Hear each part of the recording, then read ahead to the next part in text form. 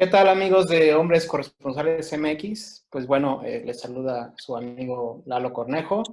Y en esta ocasión, la verdad es que estamos muy, pero muy contentos por tener la oportunidad de platicar con Lía García, la novia Sirena. Y la verdad es que, bueno, en muchas de las entrevistas que hemos hecho aquí en el canal y para Facebook, pues habíamos dejado pasar la oportunidad de ahondar en un tema que creo que es sumamente importante y sumamente coyuntural, que es el relacionado con pues, la agenda política de la comunidad trans y aparte de cómo debemos o cómo se puede intercalar esta agenda pues, con los diferentes feminismos y en el momento actual en el que vivimos, ¿no? Entonces, bueno, Lía, pues bueno, es una performer, también es pedagoga y pues su trabajo como promotora de los derechos humanos de las personas transgénero, pues bueno, es realmente relevante y lo pueden ustedes buscar por ahí en redes sociales y en diferentes medios. Y la verdad es que es un gran gusto por fin tenerla por aquí para que participe con nosotros. Y pues damos la bienvenida, Lía, ¿cómo estás? Y pues bueno, un poquito que te pudieras presentar para todas nuestras amigas y amigas de Facebook. Muchas gracias. Sí, Lalo, pues muchas gracias por esta invitación. Hola a todas, a todes, a todos. Es un gusto para mí enorme poder platicar con hombres corresponsables de la Ciudad de México, y pues compartirles un poco de mi experiencia, intercambiar saberes, intercambiar sentires y sobre todo, pues aproximarnos a hablar de qué onda con esta situación en la que estamos inmersas todas las personas en este momento de la crisis sanitaria y qué es lo que nos atraviesa con estos temas de género, de feminismo, de perspectiva e identidades trans y de masculinidades sobre todo. Claro, la verdad es que dando un repaso al trabajo que viene realizando en Hombres Corresponsales MX, sobre todo nos llama mucho la atención y sobre todo una de estas, digamos, dificultades y, digamos, rezagos tóxicos de la masculinidad hegemónica, que es el énfasis que haces tú en lo que son los afectos y las emociones. Sabemos que tienen un lugar medular, ¿no? Tanto en tus intervenciones en el espacio público y también en ese acompañamiento que das en las transiciones a las personas trans. A este respecto, no sé si nos puedas compartir qué es lo que buscas con estas intervenciones y también de qué manera o en qué momento se convierten como un hecho y un posicionamiento político. Sí, pues bueno, pues como les decía, Lalo, yo soy Lía García, la novia Sirena. Soy originaria de aquí de la ciudad, aquí resido y pues aquí nací. Y pues bueno, tengo ya un largo recorrido de trabajo artístico y pedagógico. A mí me interesa mucho que mi activismo pues se entienda como un activismo simultáneo. Es decir, yo no solamente he estado al frente de todas las luchas del movimiento trans desde el año de 2015 a nivel político, a nivel de leyes, de derechos humanos, de accesos, sino que también mi activismo pues es una propuesta pedagógica y artística que sucede en espacios pues que están en lo cultural, ¿no? Ningún cambio en la política pública y ningún cambio en las leyes te asegura un cambio en lo cultural y ahí es donde también tenemos que estar porque ahí es donde pues las personas trans nos damos cuenta que sigue habiendo asesinatos. México es el segundo país a nivel mundial en presentar más crímenes de odio hacia las personas de la disidencia, empezando por nuestros cuerpos de mujeres trans racializadas, y en un segundo momento por cuerpos de la feminidad. Hombres que se feminizan, adolescentes que también quieren feminizarse y pues que también están en estas cifras, desafortunadamente. Entonces, mi trabajo ha respondido a este estado de emergencia en el que nos encontramos en este país, no solamente con las personas trans, sino con las mujeres.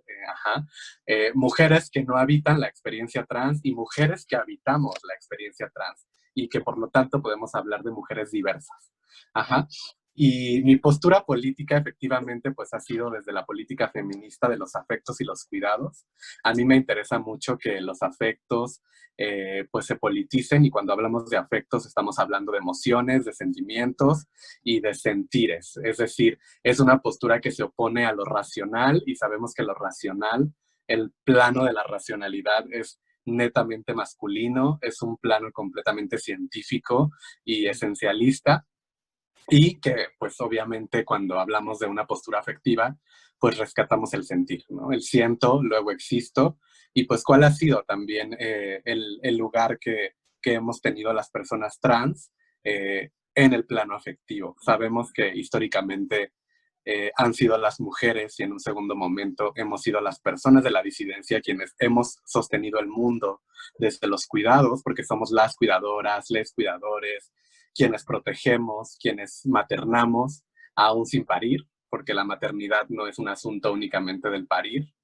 Eh, y pues por eso me interesa hacer una resignificación de los afectos, de los cuidados, de los sentimientos y de lo emocional desde mi habitar trans, porque pues creo que eso a mí me permite acercarme a mi entorno social por medio de otras, pues digamos como desde otras energías que no necesariamente tengan que ver con esas políticas de la muerte, porque para ir un poco y hacerlo un poco entendible y accesible para quienes nos están escuchando, pues cómo es que esta sociedad mexicana se acerca a nuestros cuerpos en las calles, en los espacios, desde el morbo, desde el rechazo, desde el miedo al contagio, porque pareciera que vamos a contagiar algo, desde la curiosidad, ajá, pero pues cuando desde la ternura, cuando desde el cariño, cuando desde una pregunta que tenga que ver con la vida. Y cuando digo que la pregunta tiene que ser por la vida, es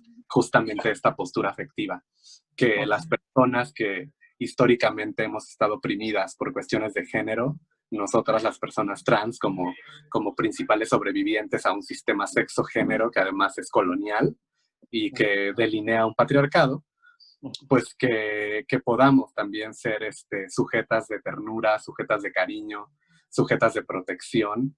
Y digo sujetas, y me cuesta mucho trabajo decir este término, pero seguimos siendo sujetas de un Estado que asesina y que nos desaparece y que nos dice qué hacer y qué no hacer, ¿verdad?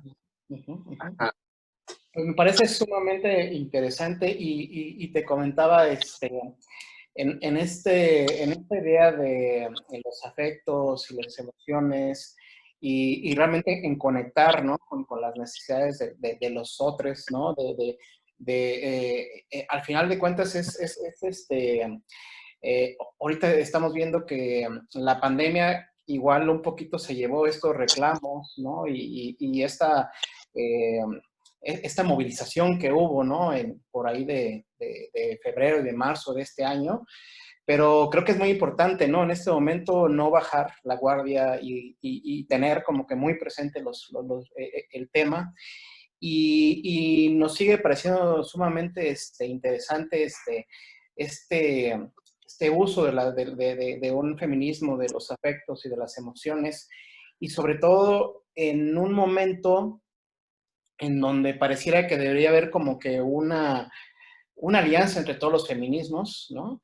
Pero nos damos cuenta nosotros un poquito desde afuera y que realmente no tenemos ni el derecho ni debemos, digamos, como que meternos en estos diálogos que tienen los feminismos, pero sí nos damos cuenta que ha habido como una especie de, si no división en el objetivo, sí como muchas, eh, pues muchas diferencias.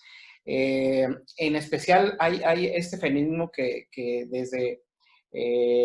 desde, digamos, la crítica trans se le llama el feminismo TERF, ¿no?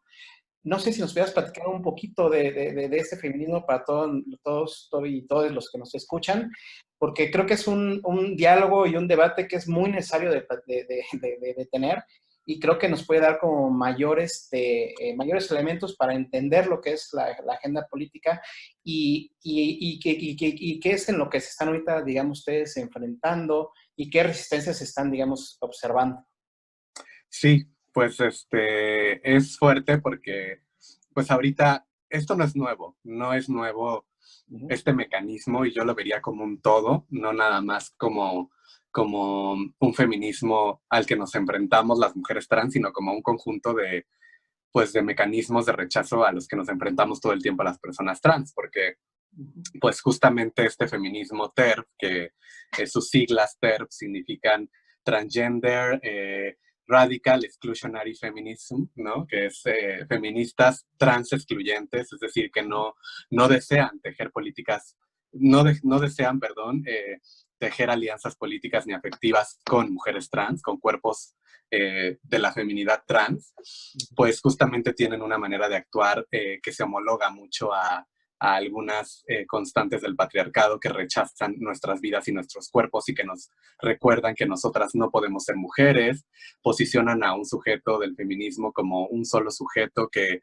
está delineado por una concepción esencialista de que pues solamente un cuerpo que tenga una vulva y que pues haya nacido con el aparato reproductor femenino puede ser el sujeto del feminismo. Ujú. Y pues además, pues tienen otros mecanismos más violentos para llamarnos a nosotras las mujeres trans y negar nuestra identidad, someterla a debates violentos. Y pues esto nos resta puntos. Y yo digo, nos resta puntos porque en realidad a todo lo que nos enfrentamos las mujeres trans, igual que las compañeras allá afuera, ajá, pues ahí es donde está el verdadero problema. Es decir, somos víctimas de un patriarcado, somos víctimas de un sistema capitalista, neoliberal, racista, colonial que sigue imperando sobre nuestras vidas y nuestros cuerpos. ¿Y cómo es posible que en un país como México, donde pues justamente cada día asesinan a 13 mujeres y de esas 13 mujeres, 3 son mujeres trans, pues hablemos de un feminismo hoy en día que nos excluye a las mujeres trans, que no nos puede brindar un espacio seguro, un espacio de protección y de visibilidad, y ni siquiera un espacio para disentir con empatía?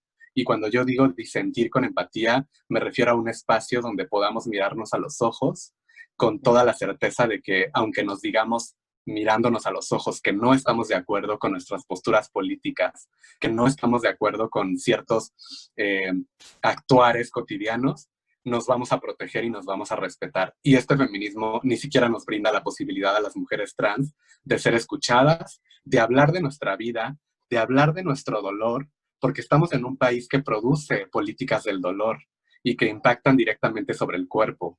Ujú. Entonces, si hablamos del dolor, y esto no solamente entre feministas, porque ahorita pasaremos a otro tema que yo quiero compartir con ustedes y que también me hace sentirme aliada de ustedes, porque yo también trabajo procesos en grupos de hombres desde mi habitar trans. Hablar del dolor y de la doloridad, como dice una autora de Brasil que a mí me encanta, que se llama Vilma Piedade. Ella habla de la doloridad como este momento en que estando en territorios en guerra, las mujeres podemos hablar del dolor, y a partir de hablar de ese dolor podemos encontrar un punto de cruce que nos permita tejer espacios más seguros donde todas podamos estar y ser escuchadas. Y yo diría que no solo entre mujeres, aquí es donde entra este diálogo que yo deseo tener desde hace mucho tiempo y establecer y tejer con hombres heterosexuales, cisgénero, desde mi habitar trans. Un diálogo afectivo, un diálogo desde la ternura, que es necesario y que si lo hablamos desde el dolor, nos puede llevar a otros espacios. Pero es que hablar del dolor sigue siendo un estigma para nuestra cultura, sigue siendo un sinónimo de vulnerabilidad en un grupo de hombres, hablar del dolor, de lo que te duele.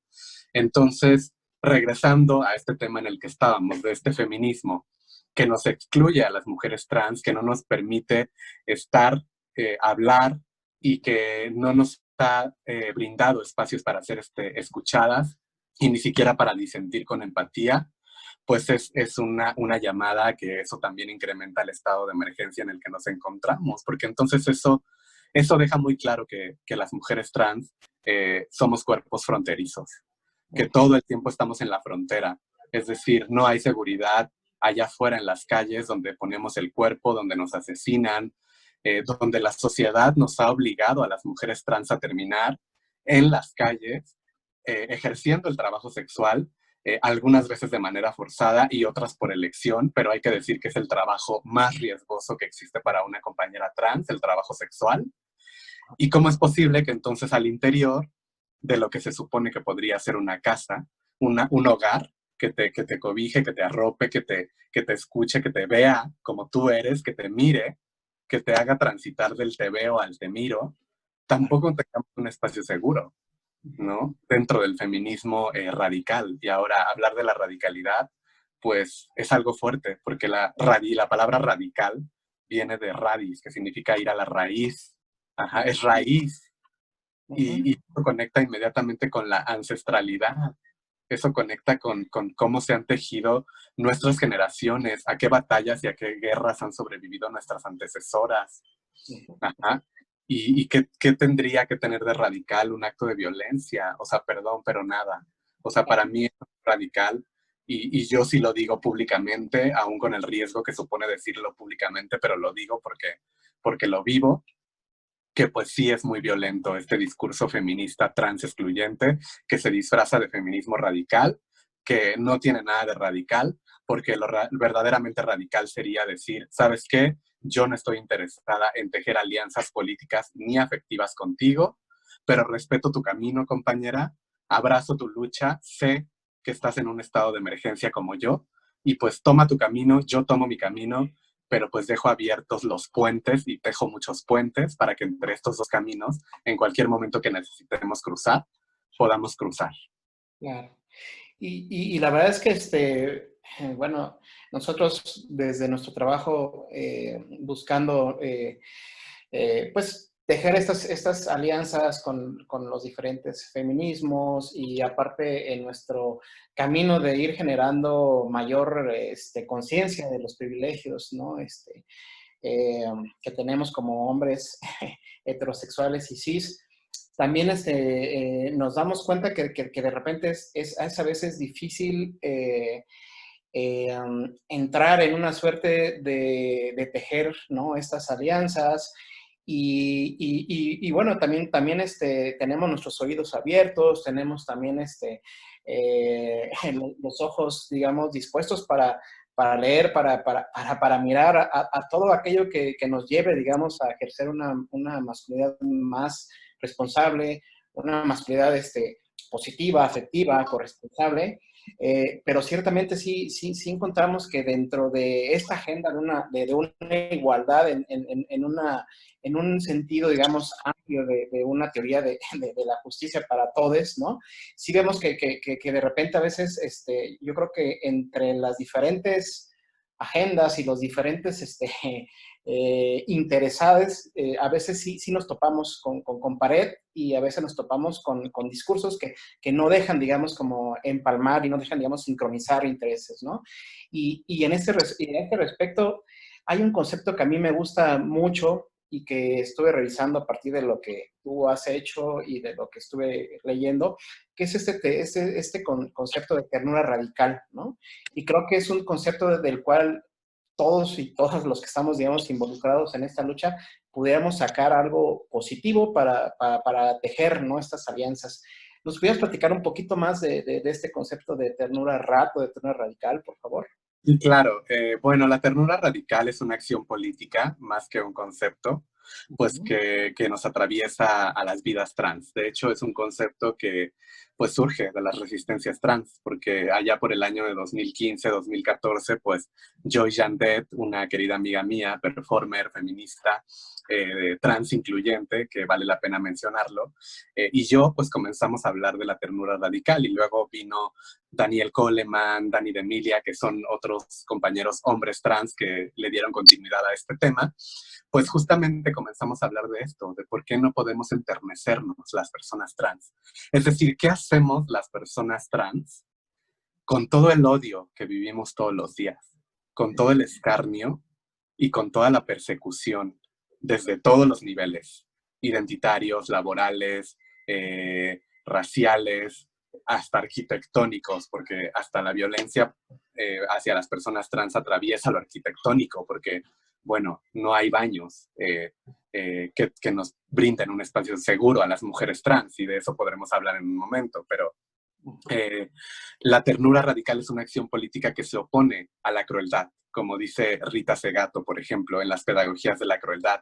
Ella da un ejemplo muy claro en esta primera obra que ella hace, diciendo que Para ilustrar de manera muy sencilla la crueldad, pues pensemos en un bebé que pide los brazos de su madre y que todo un sistema que atraviesa a esa madre, pues le ha enseñado a esa madre que tarde o temprano le tiene que negar los brazos al bebé, porque el bebé se tiene que desacostumbrar de la caricia, del abrazo, del sostener al bebé, sostenerlo, y de que tarde o temprano ese bebé no va a poder ser sostenido por otra persona. Ella dice que esta es una manera fácil de ilustrar un acto de crueldad. Y luego, pues lo hace muchísimo más complejo, ya hablando de estructuras, de ideologías, hablando ya más bien de un sistema patriarcal. Pero me gusta mucho a mí esto que ella ejemplifica para hablar de la crueldad, porque la ternura radical es una acción política que se opone a esa crueldad.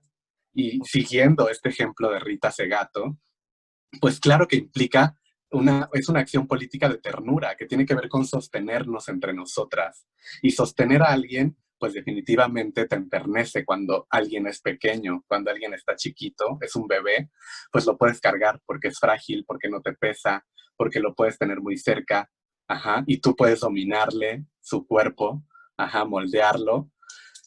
Pero bueno, cuando ese bebé va creciendo y la mamá le niega los brazos porque hay que desacostumbrarlo al abrazo y a la caricia, pues es porque ya también está implicando una incomodidad en quién va a sostener.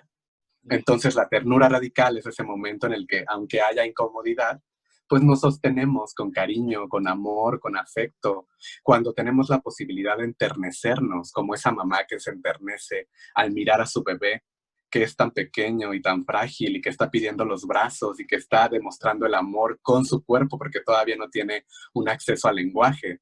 Y recordemos que esto pues está completamente relacionado con lo femenino. Otra vez el tema de los cuidados, de la ternura, del cariño, siempre nos devuelve a pensar que históricamente es una acción política para y ejecutada por y desde la feminidad. Y no tiene que ser así. Tenemos que cambiar el discurso y también hablar de que eso, pues no solo es un asunto de mujeres. Y ahí es donde también las personas que están haciendo todo por dinamitar la masculinidad, pues hablen también desde su postura de la ternura. O sea, enternecerse no es minimizarse, no es infantilizarse. Ajá. Es vulnerabilizarse, por supuesto, y un acto de vulnerabilidad implica que ante el enemigo, pues tú te sientas más pequeño, pero pues quizás no nos damos cuenta que vulnerarse, enternecer, es realmente quitarle al amo sus herramientas, como dice Audre Lorde, tirarlas y ni siquiera derrumbar su casa, ocupar su casa.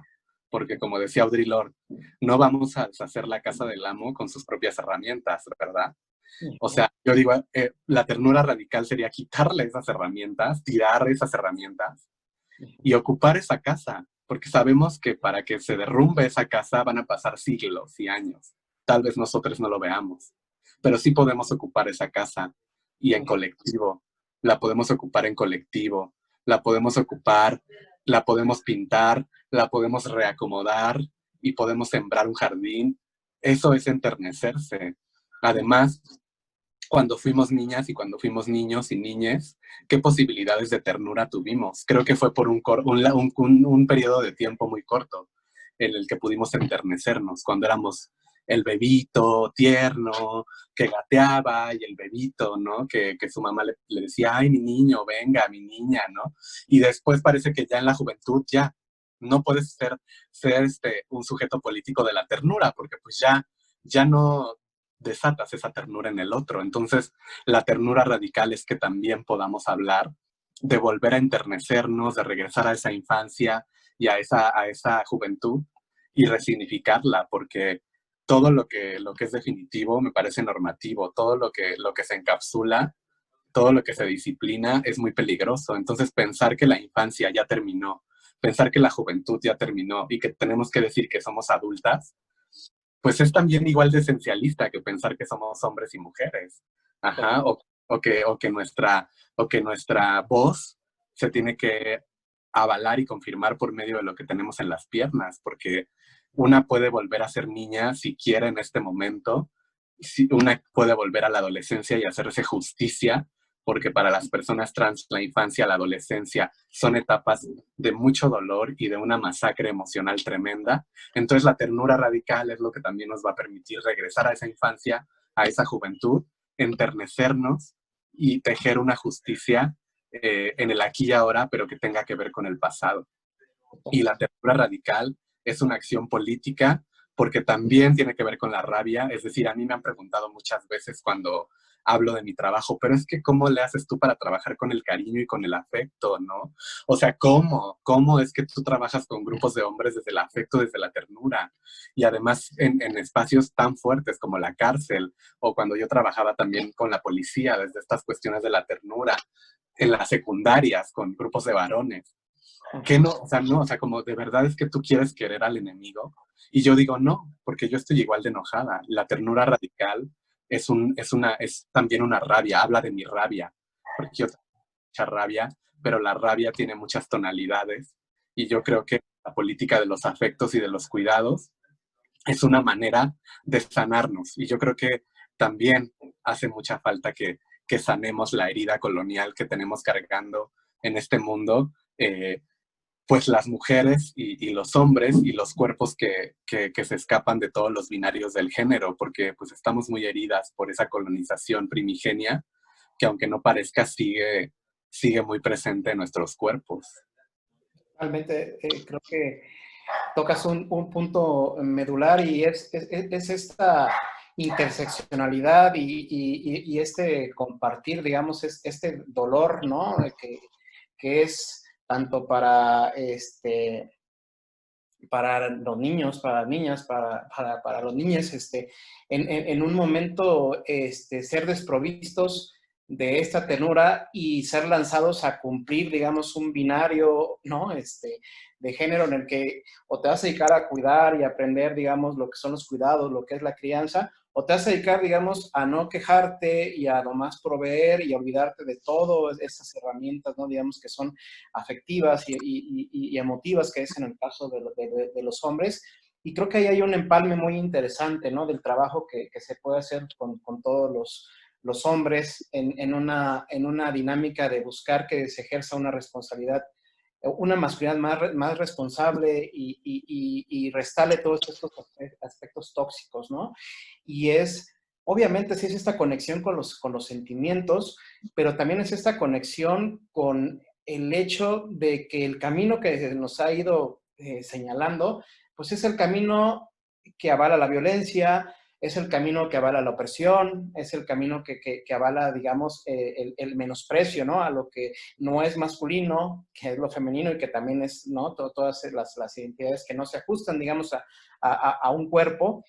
Y a este respecto creo que ha faltado este diálogo, ¿no? Que ahorita estamos haciendo, ¿no? Entre aquellos hombres que estamos primero en un análisis propio, ¿no? En nuestro propio ejercicio de la masculinidad, de darnos cuenta de nuestros privilegios, de cuestionarlos, y también en pensar en que hay una manera diferente de ejercerla y que también hay una manera o que es deseable tener un contacto no solamente con los feminismos, ¿no? Que son los más, el feminismo liberal o el feminismo, digamos, descolonial, sino, por ejemplo, con este feminismo, ¿no? De la política de las emociones.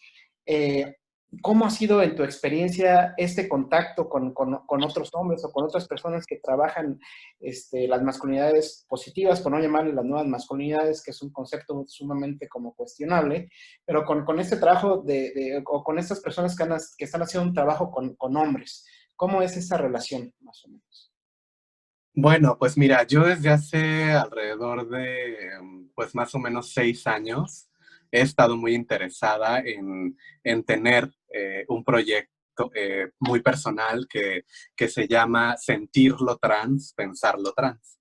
Y uno de los brazos de este gran proyecto que tiene que ver con esta política feminista de los afectos y los cuidados que ocurre ajá, desde el performance, desde la pedagogía radical que yo trabajo, desde la poesía, desde la narración oral, porque yo trabajo desde esos, o sea, digamos, esos son los 4 árboles llenos de raíces que me sostienen para delinear un activismo de Lía, la novia sirena.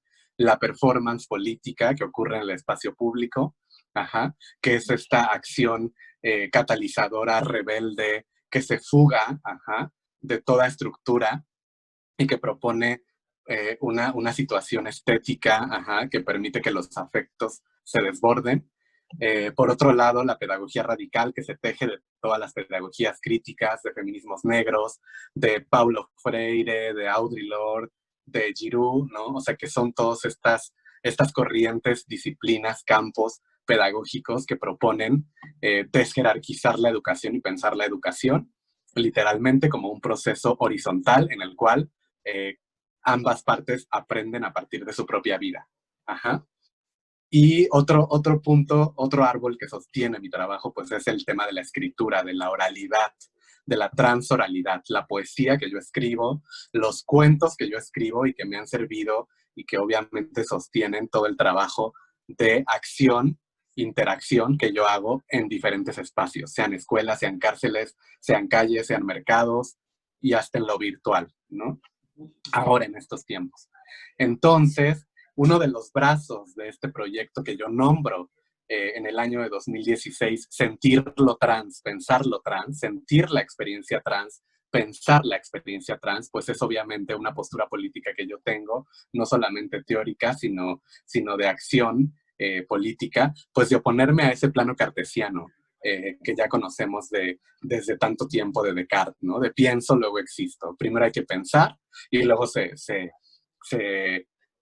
existe. Y entonces aquí es no, o sea, primero hay que pasar por una experiencia donde el sentir tenga un lugar para después pensar. Primero hay que sentir y pensar, sentipensar. Ajá. Y hablando de la experiencia trans, pues imagínate qué implicaciones a nivel epistemológico y a nivel político y a nivel pedagógico y de acción artística tiene esto de decir, bueno, es que primero hay que sentir la experiencia de las personas trans y luego hay que pensar, porque ya se ha pensado mucho en nosotras, las personas trans, o sea, las personas cis que no tienen una cercanía porque no han querido, y esto hay que decirlo, porque nosotras estamos en todos lados, ajá, y tampoco es que tengan que querer, pero de repente es que pues hay una constante de curiosidad y de morbo que yo veo que impera, pues ha sido por medio del pensar. O sea, todo el tiempo estás pensando, ¿no? Ay, ¿quiénes son las personas trans? No, bueno, pues las que están aquí en Tlalpan. No, pues las que están en la estética. Ay, bueno, ni te les acerques. Bueno, son aquellos hombres que están vestidos. Ay, bueno, son así como los que se maquillan y son como que hacen show en las fiestas. Y bueno, eso es pensar, es muy objetivo, ajá, pero tener una experiencia cercana con una persona trans es lo que verdaderamente te hace estar en contacto directo y sensible con nuestras vidas, porque estamos hablando de vidas, no somos temas aislados, no somos contenidos, somos vidas. Y yo creo que estamos en todos lados y que la mejor manera de saber de nosotras es acercarse a nosotras y sentirnos. Entonces, por eso en todas mis intervenciones, el tema del afecto, de la ternura y de las emociones es central, porque a mí me interesa que el otro, que la otra y que el otro se pueda ver en mí y que yo me pueda ver en ella. Ajá, y que desde ahí encontremos las posibilidades infinitas de empezar a pensar en muchas cosas. O sea, se piensa desde la piel. O sea, a mí no me sirve ir a un taller o ir a un lugar y explicar categorías si antes no lo pasamos por la piel. Ajá, o sea, a mí no me ha interesado en mi trabajo hablar inmediatamente de conceptos. De mira, ser travesti es esto, ser transgénero es esto, ser transexual es esto. Y bueno, los derechos humanos de las personas trans son estos. Y nosotras tenemos estos accesos y tal. Claro que es importante, claro que es fundamental que la gente tenga esta información, que la entienda, ajá, que la tenga consigo, pero primero hay que pasar por la piel todo. Por eso es importante, o sea, tocarnos, ajá, tocarnos y desexualizar el tacto y desexualizar la caricia y desexualizar el beso y desexualizar el roce. Ajá, porque el colonialismo vino a hacer eso, a sexualizar todo tipo de afecto. Y hoy por hoy las mujeres tenemos que protegernos en el espacio público, porque ante cualquier roce de un hombre, pues obviamente nos sentimos agredidas, amenazadas y podría pasar lo peor.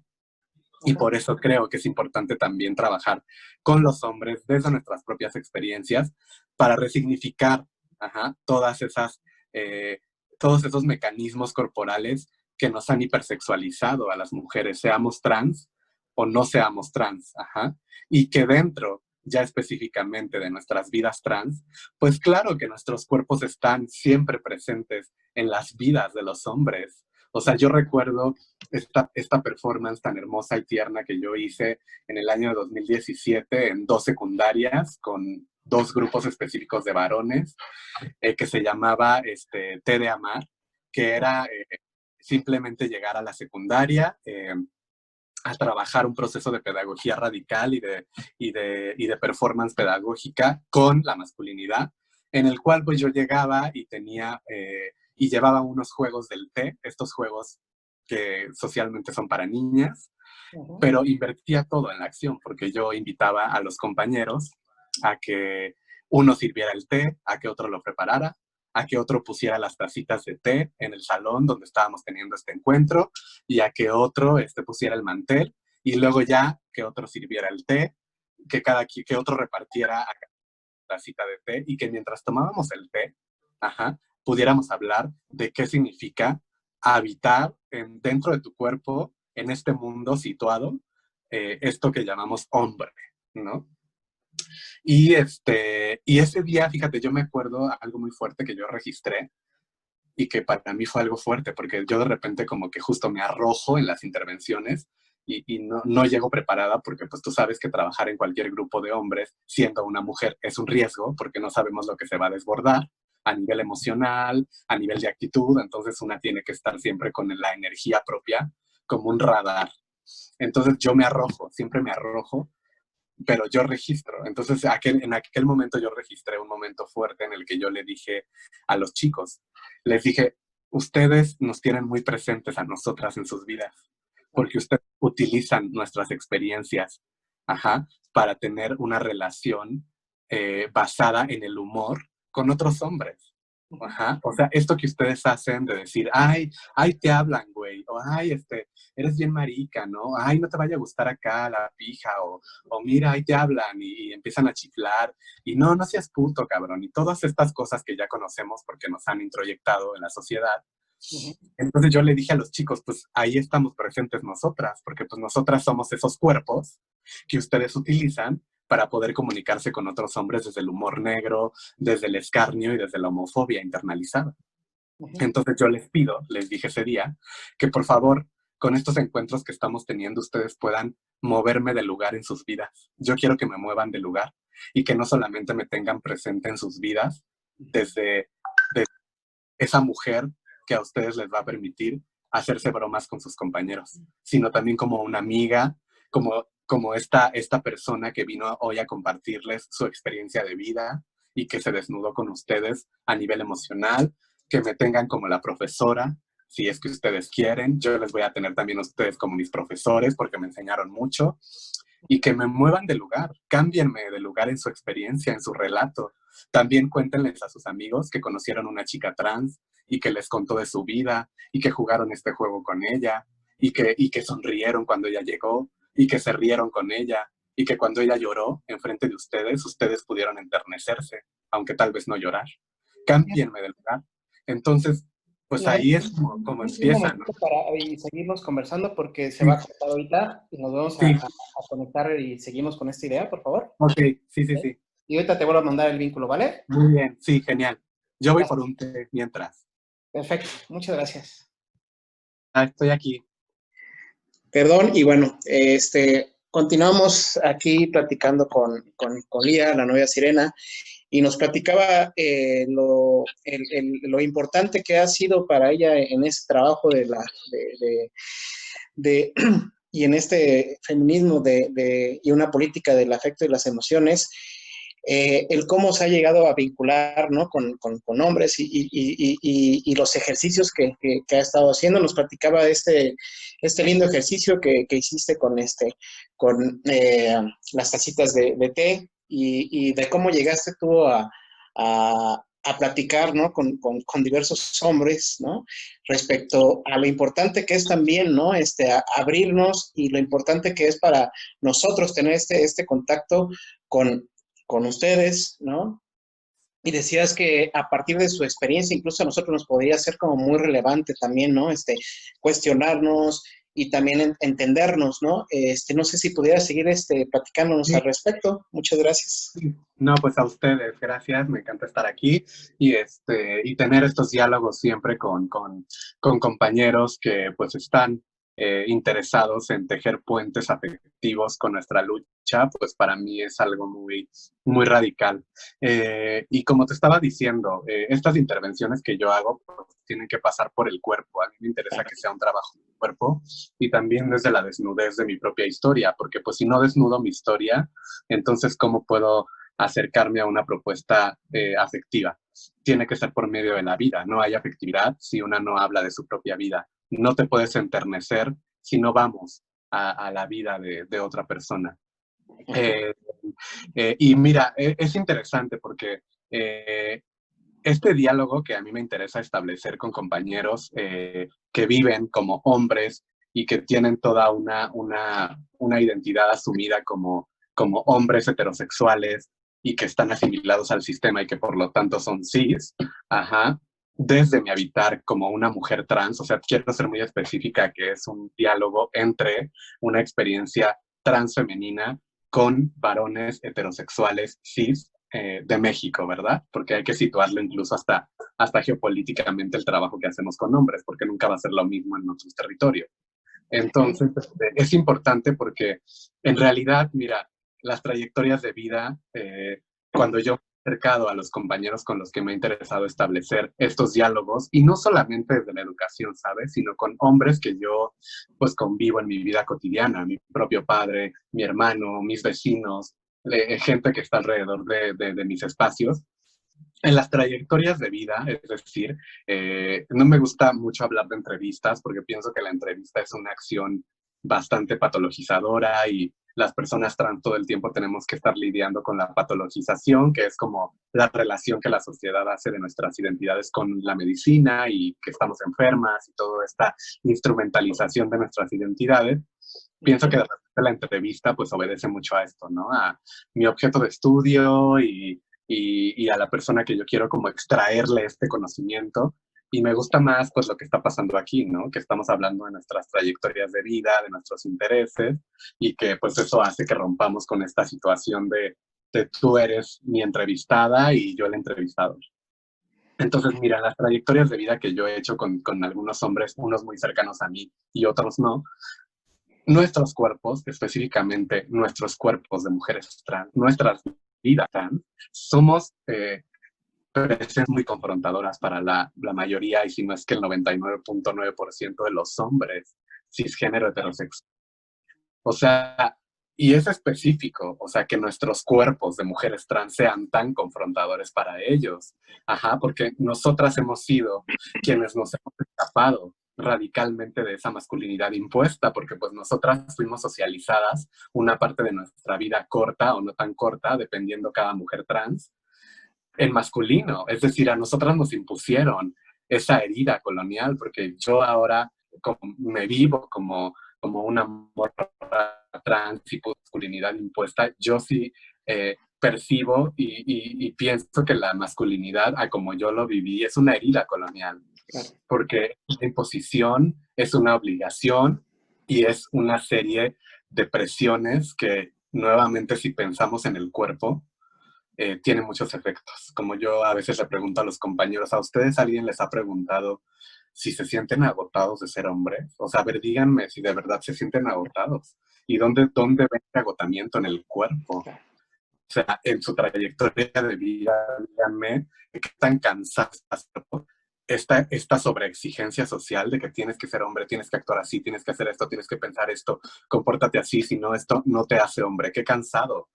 Entonces, Pues sí, nuestras vidas son muy confrontadoras porque nos hemos escapado de esa masculinidad impuesta, hemos sanado esa herida colonial y estamos muy presentes en las vidas de la gran mayoría de hombres heterosexuales y cisgénero, atravesadas, por supuesto, por el deseo primero y en un segundo momento por la pulsión de muerte.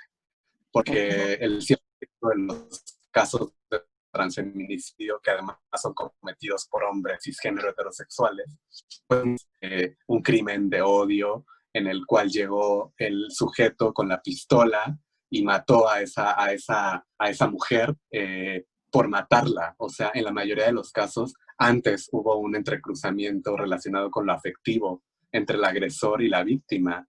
O sea, hubo una relación sexual, un encuentro, había una relación clandestina, sexoafectiva. Entonces, claro que también nosotras estamos atravesadas en sus vidas de ustedes los hombres por el deseo, porque somos un deseo muy prohibido dentro de lo social, un fetiche, ajá, que se tiene que pues obviamente, pues que la mayoría de los hombres que deciden cruzar este umbral de la masculinidad y decirle al mundo, a mí realmente también me gustan, me erotizan y quiero estar con una mujer trans que es la minoría, ajá, eh, pues tienen también que perder muchos privilegios y significa también una muerte social para estos compañeros. Entonces, eh, la gran mayoría lo hace clandestino y son una serie de violencias muy cabronas porque por supuesto que en la intimidad, cuando nosotras estamos con estos hombres que dicen, bueno, pues voy a experimentar, pues ahí ya empieza el efecto espejo, donde los compañeros varones se empiezan a ver reflejados en nosotras, en nuestra propia libertad, y pues empieza la violencia. O sea, cuando tú le pones a un hombre heterosexual dominado por el patriarcado una vida, ajá, que vive la libertad, que se ha escapado de tantos supuestos y de tantas heridas, le despierta su violencia más oscura. O sea, se empieza a ver en ti desde su propia sombra. Entonces, imagínate, por eso es necesario que transformemos yo no quiero que te veas en mí desde tu sombra, quiero que te veas en mí, pero desde tu parte más íntima, más tierna, y que te confrontes. O sea, por eso para mí es importante, y este es un trabajo que yo te comparto y les comparto a ustedes que es de alto riesgo, porque yo me he puesto en mucho riesgo. Por eso tenemos que estar las mujeres trans presentes en cualquier proceso de desmasculinización, porque pues no queremos la masculinidad, no queremos y lo que queremos deshacer es la masculinidad. Por eso hablar de nuevas masculinidades es tan complejo, porque pues no queremos nuevas masculinidades, no queremos la masculinidad y tenemos que estar ahí porque en primer lugar nosotras sabemos de qué se trata porque también nos pusieron encima esa rasgadura, esa herida colonial de la masculinidad y en un segundo momento porque claro que somos de las presencias más confrontadoras para la masculinidad hegemónica, nosotras las mujeres trans. Entonces, claro que tenemos que estar ahí para reconfigurarlo todo, el deseo, la pulsión de muerte, el humor que también supone nuestras vidas en las vidas de los hombres, y que se confronten y que también podamos tejer alianzas, porque los transfeminicidios y el estado de violencia y de asesinatos en el que nos encontramos, pues sí, eso. O sea, esa fue mi respuesta. O sea, claro que si México es el segundo país a nivel mundial en presentar más crímenes de odio hacia las mujeres trans, y de esos casos, el 100% son perpetrados por hombres heterosexuales, cisgénero, bueno, hablemos de las víctimas, remembremos a las nuestras, pero pues también hablemos de los agresores y qué tenemos que hacer con los agresores. O sea, entonces hay que trabajar, por supuesto que también con los hombres, pues para disminuir la tasa de transfeminicidas que están prófugos de la justicia. Ajá. Y para que las mujeres trans tengamos espacios más seguros. Y ojo, que no implica hacer catecismo. O sea, yo no quiero catolizar a nadie cuando hago mis intervenciones y decirles a todos, ay, tienen que amarnos a las mujeres trans, porque ese es el camino. Porque pues cada quien es libre de tomar sus decisiones políticas, las ideologías son muy respetadas, pero cierto es que lo que necesitamos son espacios más seguros donde podamos disentir con empatía. Porque una cosa muy diferente es esto que te digo de decir, yo no estoy de acuerdo, no quiero escuchar porque no es mi momento, no me siento listo para escuchar a estas compañeras, no me siento lista para sentirlas, me conmueve, me confronta y no me siento listo, yo quiero seguir mi camino. Es muy diferente a que nos digan la serie de cosas que nos dicen y que incluso hasta nos maten. Claro. Entonces, sí.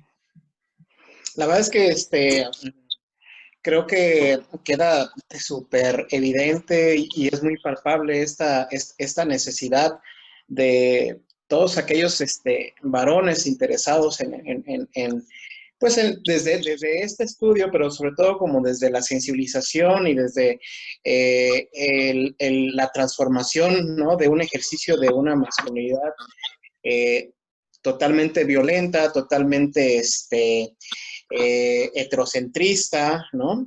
Y creo que escucharte y abrir, ¿no?, nuestros ojos y poner nuestros oídos en lo que a bien tienes que decirnos, pues nos hace totalmente conscientes de la necesidad de poder intercalar y de poder unir pues sí, unir, digamos, objetivos, ¿no? Porque al final de cuentas creo que estamos hablando de una agenda de justicia por la igualdad y que va en el sentido, ¿no?, como bien dices, de que a nadie, ¿no?, lo maten por el hecho de ser mujer, por el hecho de ser una mujer trans, por el hecho por su identidad, ¿no?, que se tenga. Y creo que en ese sentido, por los mayores perpetradores, ¿no?, de esa violencia y de esos asesinatos, pues somos nosotros, ¿no? Y nos queda un enorme trabajo en llegarle, ¿no?, a todos estos varones, ¿no?, que tienen todas estas resistencias, e incluso, ¿no?, dentro de los mismos grupos, ¿no?, de las personas que nos dedicamos a sensibilizar y abordar, ¿no?, la confrontación de una masculinidad hegemónica, así como hay estas discusiones, pues, ¿no?, diferencias entre los feminismos, incluso, ¿no?, entre nosotros mismos que nos dedicamos a buscar, ¿no?, que estos cambios, pues también, ¿no?, creo que también tenemos nosotros estas divisiones. Pero bueno, aquí en Hombres Corresponsales MX, lo que queríamos es tener esta oportunidad de escucharte, de conocer, ¿no?, lo que hace Lía, lo que hace la novia Sirena, y sobre todo llevar, ¿no?, para nuestro trabajo y para nuestros ejercicios con otros hombres, esto que se me hace muy medular, que es regresar, ¿no?, a valorar lo que son los afectos, lo que son las emociones, como un hecho político que nos permita también destrabar esa violencia en los hombres y hacerlos, digamos, partícipes, ¿no?, de que existe otra forma, ¿no?, de ejercer la masculinidad y que esa forma tiene que ser una forma empática, una forma solidaria, una forma respetuosa y que totalmente, como bien dices, si no se está listo o no se tiene, digamos, los elementos o las herramientas para concebir otro tipo de ser, de existir, pues al menos existe ese respeto y esta empatía, ¿no? Y creo que, bueno, nos queda mucho trabajo todavía a nosotros. Y por eso es que te agradezco mucho que nos hayas compartido, ¿no?, tu trabajo y que nos hayas compartido también esta mirada que creo que puede ser sumamente valiosa para nosotros como hombres corresponsables, pero que también la escuchen otras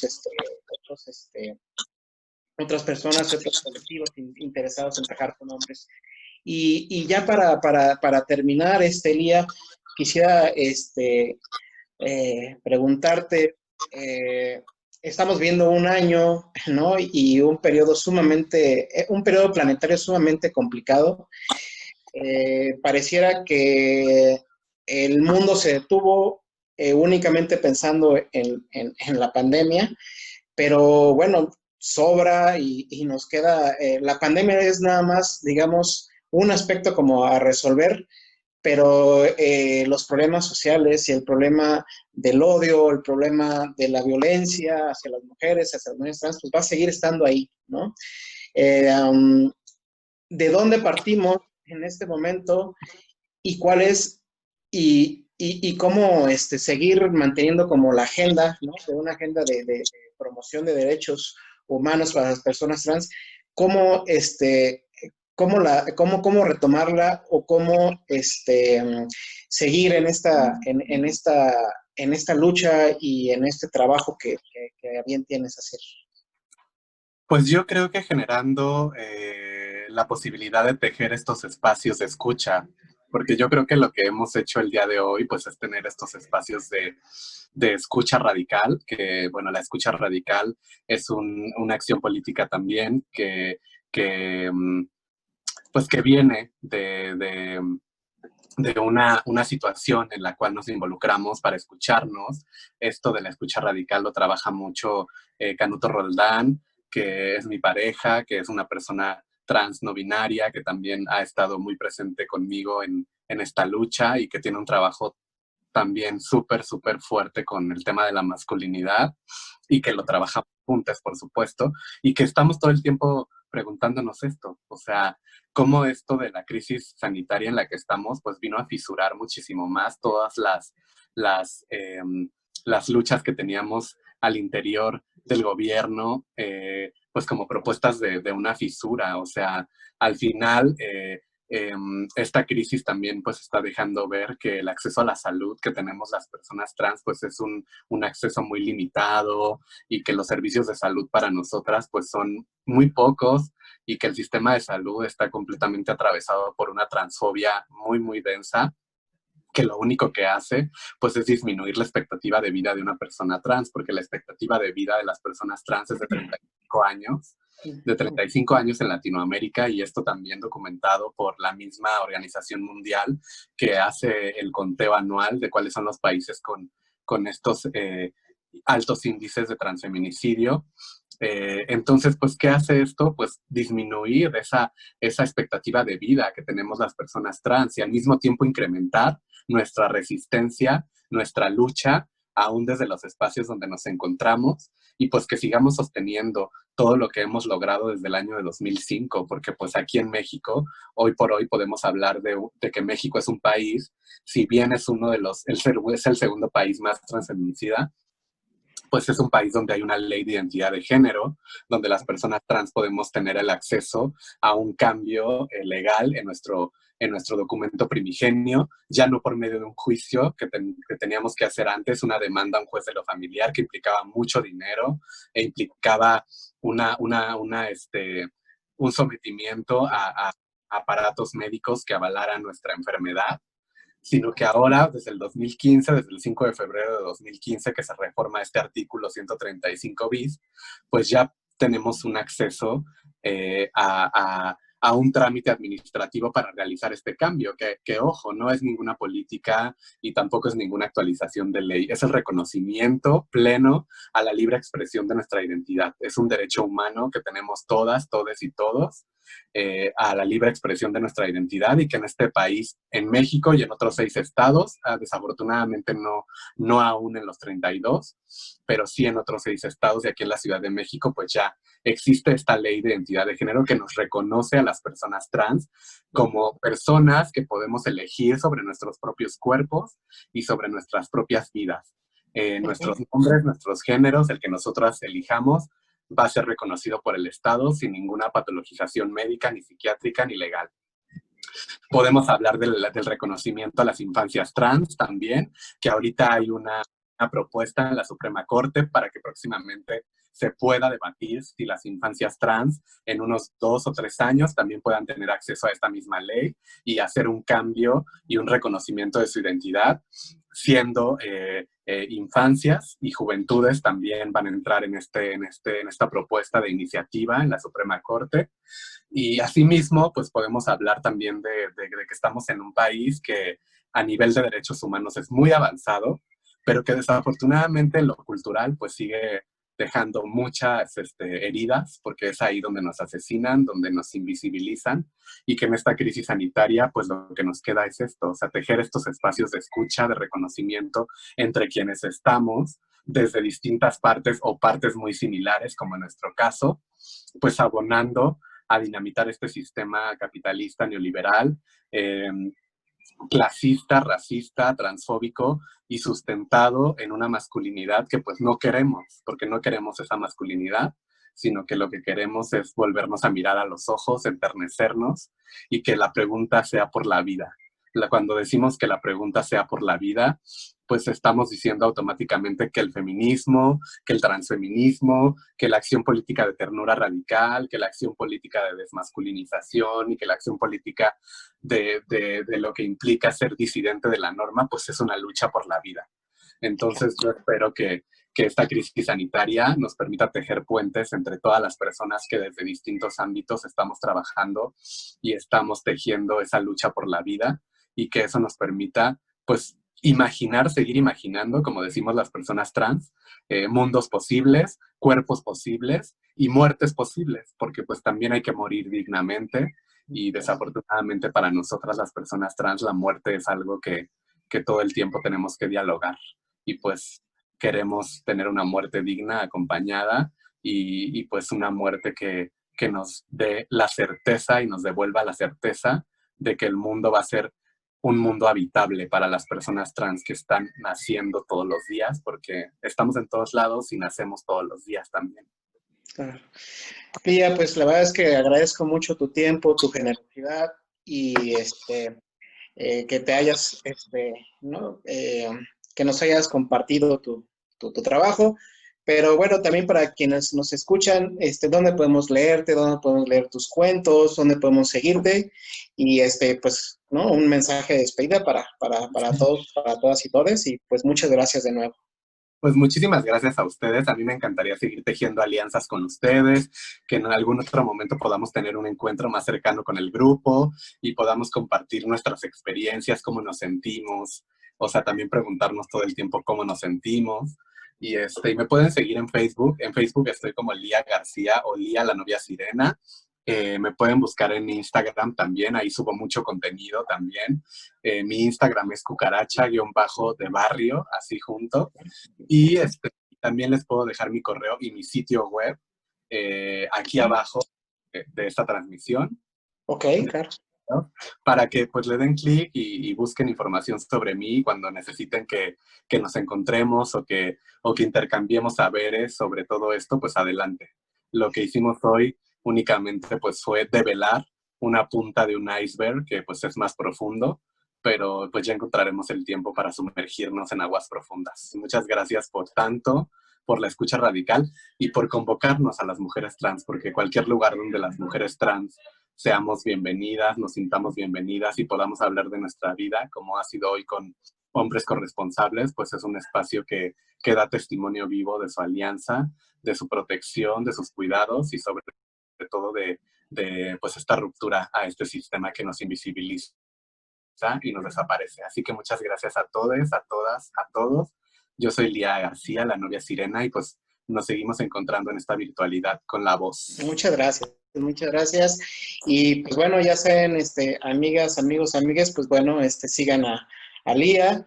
Y pues bueno, espero que les haya gustado esta entrevista. Creo que fue un diálogo muy, pero muy productivo y sobre todo que nos va a dejar muchas cosas para pensar y para darnos cuenta que necesitamos estar juntos, juntes y realmente que todos podemos ir en un mismo camino y bajo una misma idea. Y pues bueno, muchas gracias, Lía, y seguiremos trabajando con mucho gusto. Gracias, cuídense. Igualmente, que tengan muy buen día. Muchas gracias. Chao.